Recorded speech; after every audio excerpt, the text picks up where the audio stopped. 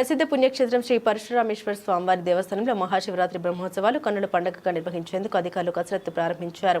ఆలయ ప్రాంగణంలో సమన్వయ కమిటీ సమీక్ష సమావేశం నిర్వహించారు. మహాశివరాత్రి సందర్భంగా భక్తుల రద్దీని దృష్టిలో ఉంచుకొని ఎటువంటి ఇబ్బంది కలగకుండా ముందస్తు ప్రణాళిక సిద్ధం చేశారు. ప్రధానంగా తాగునీరు, పారిశుద్ధ్యం, విద్యుత్ సరఫరా మరియు భక్తుల క్యూలైన నిర్వహణపై సుదీర్ఘంగా చర్చించారు. ట్రాఫిక్ సమస్యలు తలెత్తకుండా పోలీస్ శాఖ ప్రత్యేక నిఘా ఉంచాలని, భక్తులకు అవసరమైన వైద్య సదుపాయాన్ని ఆరోగ్య శాఖ అందుబాటులో ఉంచాలని అధికారులు ఆదేశించారు. ఈ కార్యక్రమంలో శ్రీకాళహస్తి ఆర్డీఓ భానుప్రకాష్ రెడ్డి, తహసీల్దార్ భార్గవి, ఎంపీడీఓ సౌభాగ్యం, సీఐలు శ్రీకాంత్ రెడ్డి, జయచంద్ర, ఆలయ చైర్మన్ బద్దల గిరినాయుడు, ఆలయ ఈవో రామచంద్రారెడ్డి, ఆలయ అర్చకులు వంశీ తదితరులు పాల్గొన్నారు.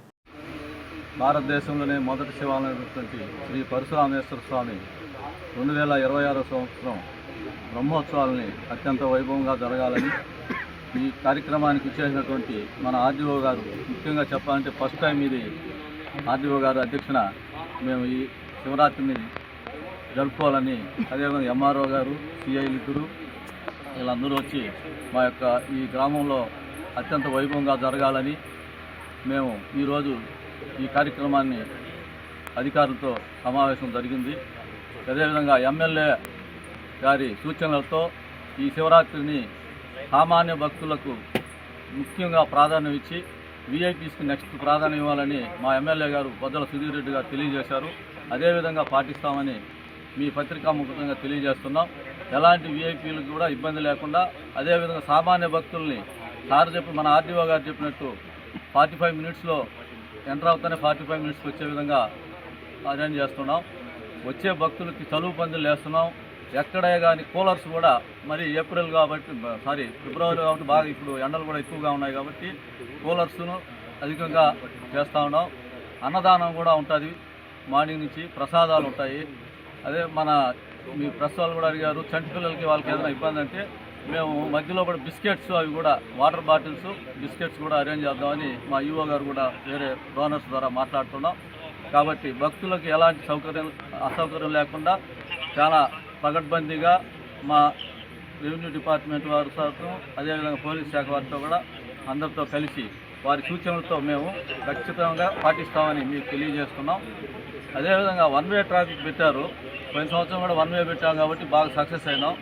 సార్ ఆర్డీఓ గారికి కూడా తెలియజేస్తాం సార్, మేము మొన్న శివరాత్రి దీనికి కూడా సోమవారం కూడా అధిక సంఖ్యలో భక్తులు రావడం మాకే ఆశ్చర్యంగా వేసింది. ఇంకా ప్రతి సోమవారం కూడా మాకు ట్రాఫిక్ ఇబ్బందిగా ఉన్నది కాబట్టి మేము ఆర్డీఓ గారి ద్వారా రోజు సోమవారం ఒక పోలీస్ డిపార్ట్మెంట్ వాళ్ళు ఒకరిద్దరిని ఇక్కడ రిక్రూట్మెంట్ చేస్తే బాగుంటుందని కూడా కోరుకుంటున్నాం. అదేవిధంగా ఈ యొక్క కార్యక్రమానికి డిఎస్పీ గారు కూడా పోయిన సంవత్సరం బాగా పనిచేశారు. జయచంద్ర సార్ వీళ్ళందరూ కూడా, వారు కూడా ఈ సంవత్సరం మాకు ఆర్డీఓ గారిని కోరుతున్నాం. వారిని కూడా ఇక్కడ డ్యూటీ చేస్తే వాళ్ళ ముందు అనుభవం ఉన్నది కాబట్టి ఈసారి కూడా ఆ అనుభవంలో కొంచెం బాగా ప్రయత్నం చేసి వచ్చే భక్తుల్ని ఇంకా ఎక్కువ మందికి వచ్చేట్టుగా అరేంజ్ చేస్తామని మీకు తెలియజేస్తున్నాం. కాబట్టి బయట ప్రదేశాలు ఇంతకుముందు కూడా గుడివాళ్ళంలో పోతే ట్రాఫిక్ సమస్య ఉండేదని బాగా భక్తుల్లో ఎక్కువ మందిలో ఉండేది. ఈసారి బద్దల గోపాలకృష్ణారెడ్డి ఆధ్వర్యంలో మన కలెక్టర్ యొక్క సూచనలతో కలెక్టర్ గారు సుధీర్ రెడ్డి ఆధ్వర్యంలో కలెక్టర్ 2,30,00,000 రూపాయలు శివరాత్రికి రోడ్డు ప్రాబ్లం ఉందని కలెక్టర్ గారు గర్వంగా చెప్పుకుంటాం. ఆయన ఎంతో శ్రద్ధతో మాకు కరెక్ట్గా అడిగిన 10-15 రోజుల్లోనే మాకు శాంక్షన్ చేయించి వర్క్ నడిపించి శివరాత్రికి రోడ్లంతా రెడీ చేయించాడు. మా గ్రామంలో కూడా సిమెంట్ రోడ్లంతా ఏర్పాటు చేశాం. మాకు స్ట్రీట్ లైట్లు కూడా కొంచెం కలెక్టర్ గారిని కోరుతున్నాం, స్ట్రీట్ లైట్లు కూడా అన్నీ రెడీ చేస్తామని చెప్పారు. కాబట్టి శివరాత్రి బ్రహ్మోత్సవాన్ని అత్యంత వైభవంగా మన ఆర్డీఓ గారి ఆధ్వర్యంలో జరుపుకుంటామని తెలియజేస్తున్నాం. శ్రీ పరశురామేశ్వర స్వామి దేవస్థానం వద్ద మహాశివరాత్రి బ్రహ్మోత్సవాలు 2026 వాటికి సంబంధించి తయారీ ఏర్పాట్లు మరియు భద్రత ఏర్పాట్లపైన ఈరోజు సమీక్ష నిర్వహించడం జరిగింది.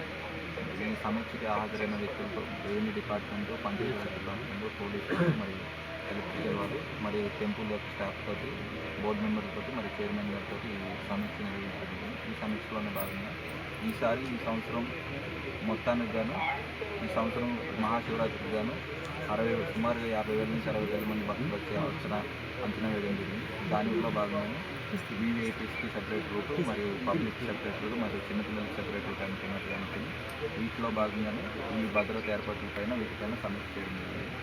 సో ఇప్పుడు ఈ శివరాత్రికి బైపాస్ రోడ్ రావడం వల్ల ఈ యొక్క ట్రాఫిక్ కంజెషన్ కూడా తగ్గిపోయి అండ్ పాపానాయుడుపేట నుంచి ఇక్కడికి 1 వేలోనే పెట్టడం మళ్ళీ రిటర్న్ వెళ్తున్నాడు, వేరే రూట్ కూడా పోలీసు వాళ్ళు ఐడెంటిఫై చేశారని అన్నారు. దానికి అందరూ బోర్డు మెంబర్స్ మరియు చైర్మన్ గారు అందరూ సమ్మతించారు కాబట్టి ఈ శివరాత్రికి 1 వే మాత్రమే పాపానేపల్లి శీతకాలం ఎక్కువ ట్రాఫిక్ కండిషన్ ఉంటుంది అన్నట్టు అక్కడ కూడా 1 వే వస్తే సరిపోతుంది అన్నట్టుగా ప్లాన్ చేస్తున్నారు. అండ్ క్యూ లైన్స్లో కూడా లాస్ట్ టైం చిన్న చిన్న అవన్నిటిని కరెక్షన్ చేసుకొని వెళ్తామని అనుకుంటున్నారు. కాంపౌండ్ లోపల ఏ విధమైన అన్నదానం కానీ లేకపోతే ఏ విధమైన పబ్లిక్ గ్యాదర్ అయ్యే ఫంక్షన్స్ కానీ ఇలాంటివి కూడా కాంపౌండ్ లోపల చేయడానికి ఎక్సెప్ట్ కళ్యాణోత్సవం తప్ప కాంపౌండ్ లోపల ఎలాంటి పబ్లిక్ గ్యాదరింగ్ ఫంక్షన్స్ కూడా ఎలాంటి చేయడానికి కూడా వీల్లేదని చెప్పడం జరిగింది. వీవీఐపీస్ ఎవరైనా రావడం కానీ అనుకుంటే టైం స్లాట్స్ అయితే ఇచ్చారు. ఆ టైం స్లాట్స్ కూడా పొద్దుట 6 నుంచి ఉదయం 6 గంటల నుంచి 10 గంటల వరకు, మరియు సాయంత్రం 4 గంటల నుంచి 7 గంటల వరకు 2 టైమింగ్ స్లాట్స్ ఇచ్చారు. ఎవరైనా రాగలుసుకుంటే ఈఓ గారికి చెప్తే ఈఓ గారు రెవెన్యూ డిపార్ట్మెంట్ నుంచి వెండర్స్ చేస్తారు. రెవెన్యూ డిపార్ట్మెంట్ నుంచి పోలీస్ వాళ్ళకి ఆ వీఐపీస్ని పోలీస్ వాళ్ళ ద్వారా లోపలికి పంపించడం జరుగుతుంది. సో దయచేసి అందరికీ విన్నపించుకుంటుంది ఏంటంటే ఈ శాంతి భద్రతలకు సంబంధించి ప్రభుత్వం చాలా పకడ్బందీగా చాలా మంచిగా ప్లాన్ చేస్తుంది. దీనికి అందరూ కోఆపరేట్ చేస్తారని కోరుకుంటూ ధన్యవాదాలు. ఒక సామాన్య భక్తుడు క్యూ లైన్లోకి ఎంటర్ అయితే అతను దేవుని దర్శనం టైమింగ్ ఎంత పడుతుంది? సుమారు 2 విధాలుగా ప్లాన్ చేస్తాం. ఇది చిన్న పిల్లలకి వచ్చేసరికి 10 నుంచి 15 నిమిషాల్లో బయటకు వచ్చేటట్టు, అండ్ వృద్ధులు వికలాంగులకి వీఐపీ ఎంట్రీ నుంచి పంపిస్తాము. రెండోది వచ్చేసి సామాన్య భక్తులకి అయితే 30 నుంచి 35 నిమిషాల్లో బయటకు వచ్చేటట్టు ప్లాన్ చేస్తాం. అంటే బేసిక్గా ఏమంటే షుగర్ పేషెంట్లు ఉంటారు, వాళ్ళు ఉపవాసం ఉంటారు, అలాంటి క్యూ లైన్లో చిక్కుకుంటే వాళ్ళు కొద్దిగా ఇబ్బందులు తలెత్తుతాయి కదా. వాళ్ళకి సంబంధించి ప్రతి 5 నిమిషాలకి 10 నిమిషాలకి ఒక వాటర్ పాయింట్ వచ్చేటట్టు ప్లాన్ చేసుకుంటున్నాం. లోపల ఒక 10 నుంచి 15 వాటర్ పాయింట్లు పెట్టుకుంటాం క్యూ లైన్లో. సో దాన్ని వేసేసుకుంటాం. పూర్తిగా మెడికల్ డిపార్ట్మెంట్ ఎలాగా చేస్తున్నారు? మెడికల్ క్యాంప్ ఒకటి ఉంటుంది, 24/7 ఉంటుంది. 4 రోజుల పాటు 11వ తారీఖు నుంచి 16వ తారీఖు వరకు 24/7 ఒక అంబులెన్స్ ఉంటుంది, ఒక మెడికల్ క్యాంప్ ఉంటుంది. 24/7 మెడికల్ క్యాంప్. శివరాత్రి రోజుని లింగోద్భవం టైం వరకు కూడా మెడికల్ క్యాంప్ యాక్టివ్గా ఉంటుంది. సార్ 1 వే అంటున్నారు కదా, రూట్ క్లియరెన్స్ అనేది కరెక్ట్గా స్పెసిఫిక్గా ప్రచారం కల్పిస్తేనే దానికి క్లియరెన్స్ మనం వేసిన ప్రతి ఫ్లెక్సీలోనే కూడా చూపిస్తాం. రూట్ క్లియరెన్స్, రూట్ మ్యాపింగ్ కూడా పోలీస్ వాళ్ళు చేస్తారు, టెంపుల్ వాళ్ళతో కోఆపరేట్ చేస్తారు. సార్ ఈ ఫ్లెక్సీల విషయంలో కూడా చాలా వరకు గుడి ముందర కానీ ఇక్కడ మనకు అట్లా ఏమైనా అలౌ చేస్తున్నారా? ఊరు దాటిన తర్వాత ఒక ఫ్లెక్సీ కూడా ఉంది క్లియరెన్స్, అదైతే పకడ్బందీగా ప్లాన్ చేస్తాం. No flexes after Gudimallam temple. Okay, thank you sir.